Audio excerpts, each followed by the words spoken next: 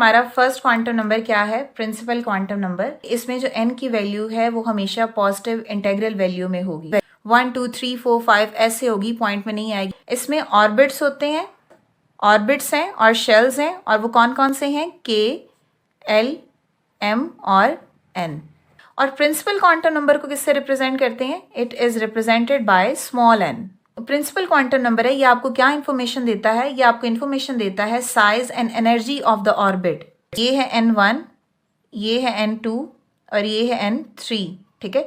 इसी तरह ये है k shell, l shell, m shell और आगे ऐसे ही क्या होगा? n शेल, और इससे आगे क्या होगा? n4 होगा, ठीक है। अगर ये n1 है तो इसकी एनर्जी E1 है, ये E2 है, ये E3 है और आगे आ जाएगी E4। जितनी वैल्यू n की बढ़ती जाएगी, ठीक है, उतना ही एटम का साइज है वो इंक्रीज करता जाएगा और एनर्जी लेवल शेल का इंक्रीज करता जाएगा, ठीक है। अगर फॉर एग्जांपल आप यहाँ पे देखें, अगर यहाँ पे n की वैल्यू 1 है और उसका एनर्जी लेवल क्या है? n1।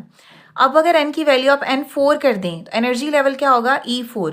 अगर E1 और E4 की एनर्जी को आप कंपेयर करते हो तो E4 की एनर्जी ज़्यादा होती है। क्यों? क्योंकि वो न्यूक्लियस से दूर होता है, उस पर न्यूक्लियस का होल्ड ही नहीं होता। E1 की अपनी एनर्जी कम होती है क्योंकि वो ज़्यादा न्यूक्लियस के होल्ड में होता है वो शेल, ठीक है। तो इसका मतलब है जैसे जैसे आप आगे जाते जाएंगे शेल्स में, एनर्जी क्या होती जाएगी? इंक्रीज करती जाएगी। क्लियर? अब हम इंफॉर्मेशन को लिखते हैं एक बॉक्स में। हम n की वैल्यू, ठीक है, यहाँ लिखते हैं हम ऑर्बिट या फिर शेल, ठीक है, और यहाँ लिखते हैं हम नंबर ऑफ इलेक्ट्रॉन्स। n की वैल्यू 1 है, 2 है, 3 है एंड 4 है, ठीक है।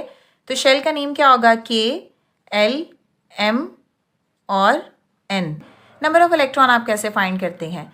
तो जो मैक्सिमम नंबर ऑफ इलेक्ट्रॉन्स होते हैं वो किस फार्मूला से फाइंड किया जाता है? 2n² से, ठीक है।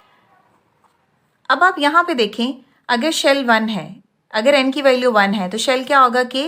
नंबर ऑफ इलेक्ट्रॉन्स कितने होंगे? इस n में हम पुट करेंगे 1, तो 1 का स्क्वायर क्या होता है? 1, और 2 मल्टीप्लाई बाय 1 क्या होगा? 2। तो नंबर ऑफ इलेक्ट्रॉन इसमें कितने आएंगे? 2 आ जाएंगे, ठीक है। इसी तरह यहाँ पे देखें, अगर यहाँ पे हमारे पास n की वैल्यू 2 है तो यहाँ पे क्या पुट करेंगे हम? 2, 2 2s are 4 और 4 2s are कितने आएंगे? 8 इलेक्ट्रॉन आ जाएंगे, ठीक है। इसी तरह यहाँ पे n की वैल्यू क्या होगी? 3 होगी, तो 3 3s are 9 and 9 2s are 18 electrons होंगे, ठीक है। इसी तरह यहाँ पे n की वैल्यू 4 है, 4 4s are 16 and 16 2s are 32 electrons आ जाएंगे, ठीक है। फर्स्ट शेल है तो एनर्जी E1, सेकेंड शेल है तो एनर्जी E2, थर्ड शेल है तो energy E3 and fourth shell है तो एनर्जी E4 होगी, ठीक है।